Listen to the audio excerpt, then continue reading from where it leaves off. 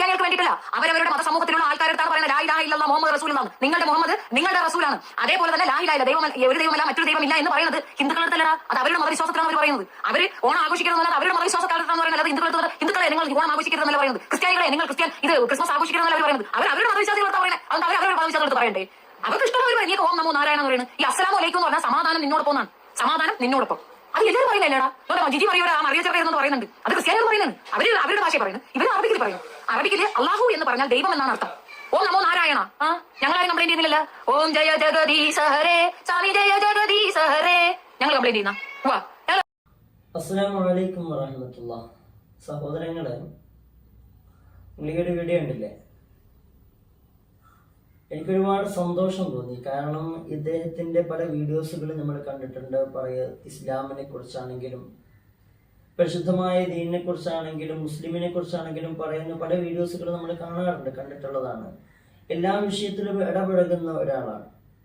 എന്നാൽ എനിക്ക് ഏറ്റവും ഇഷ്ടപ്പെട്ടത്, കാരണം ഈ കാലത്ത് എല്ലാത്തിലും മതം കുത്തിക്കയറ്റുന്ന, പ്രത്യേകിച്ച് പരിശുദ്ധമായ ഇസ്ലാമിന്റെ ആചാരങ്ങളെയും ഇസ്ലാമിന്റെ തത്വങ്ങളെയും കുറ്റപ്പെടുത്തുന്ന ഒരുപാട് പ്രവണതകൾ കാണാം.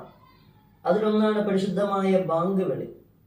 ഈ ബാങ്ക് വിളിയെ കുറ്റപ്പെടുത്തിക്കൊണ്ട് അതിന്റെ ശബ്ദത്തെ മലിനീകരണമാണ് എന്ന് പറയുന്നവരും ഇത് നിർത്തലാക്കണമെന്ന് പറയുന്നവരും ഉണ്ടായിരുന്നു.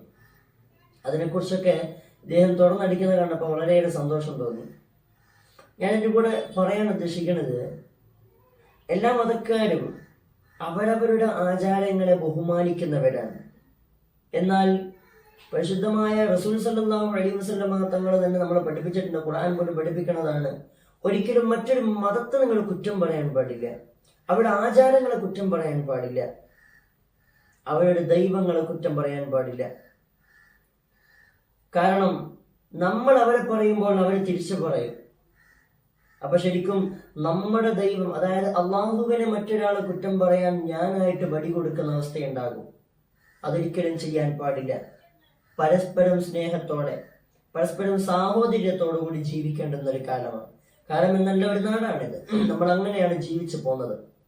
എന്നാൽ ഈ അടുത്തായി എല്ലാത്തിനും മതസൗഹാർദ്ദത്തെ നഷ്ടപ്പെടുത്തുന്ന, മതാചാരങ്ങളെ കളിയാക്കുന്ന അവസ്ഥയും, എന്നാൽ മതഭ്രാന്ത് പിടിച്ചുകൊണ്ട് മറ്റുള്ളവരെല്ലാം മോശമാണെന്ന് ചിത്രീകരിക്കുകയും ചെയ്യുന്ന അവസ്ഥയുണ്ട്. അത് മാറണം. നമ്മളെല്ലാം ഒന്നിച്ചുണ്ടും കളിച്ചും ഒന്നിച്ചൊക്കെ വളർന്നവരാണ് മുമ്പ് കാലങ്ങളിലൊക്കെയും. നമ്മുടെ ഉപ്പമാരുപ്പാപ്പമാരൊക്കെ നമ്മുടെ ചെറുപ്പകാലങ്ങളിലൊക്കെയും നമ്മൾ അങ്ങനെയായിരുന്നു. അതെല്ലാം നഷ്ടപ്പെട്ടു പോവുകയാണ്. ഇപ്പോൾ മതസൗഹാർദ്ദം എന്ന് പറയുന്നത് ഒരിക്കലും മതാചാരങ്ങൾ കൈകടത്തലല്ല, മറിച്ച് ഓരോ മതക്കാർക്കും അവരുടെ ആചാരങ്ങൾ കൃത്യമായി നിർവഹിക്കാനുള്ള സ്വാതന്ത്ര്യം കൊടുക്കുകയും അതിന് അവകാശം കൊടുക്കുകയും അതിന് അവർക്ക് വഴിവെച്ചു കൊടുക്കുകയും അതിന് തടസ്സം സൃഷ്ടിക്കാതിരിക്കുകയും ചെയ്യലാണ്. അതാണ് മതസൗഹാർദ്ദം എന്ന് പറയുന്നത്. ഇത് കാണുന്നത് പോലെ ഒരു മുസ്ലിമാനായ ചെറുക്കൻ അല്ലെങ്കിൽ മുസ്ലിമായ പെണ്ണിനെ ഹൈന്ദവനായ ചെറുക്കൻ പ്രേമിക്കുക, കെട്ടുക, അതിനെ കുറ്റം പറയുമ്പോൾ മതസൗഹാർദ്ദത്തെ കുറ്റം പറയുമെന്ന് പറയാം. അതല്ല മതസൗഹാർദ്ദം.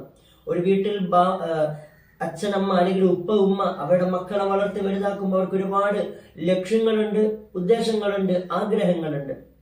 അതെല്ലാം തല്ലിക്കെടുത്തുന്ന രൂപത്തിൽ പ്രേമങ്ങൾ നടക്കുകയും അങ്ങനെ അവരെ ഇതിൽ നിന്ന് പറിച്ചു മാറ്റി കുറെ ആൾക്കാർ കൂടിയിട്ട് എവിടെയെങ്കിലും കൊണ്ടുപോയി അല്ലെങ്കിൽ അമ്പലത്തിലോ മറ്റോ കൊണ്ടുപോയി താലി കെട്ടിക്കുകയും ഒക്കെ ചെയ്യുന്ന അവസ്ഥ. ഇതൊരിക്കലും മതസൗഹാർദ്ദമല്ല. ഇത് ആ മതങ്ങളുടെയും കുടുംബങ്ങളെയും ഇല്ലായ്മ ചെയ്യലാണ്.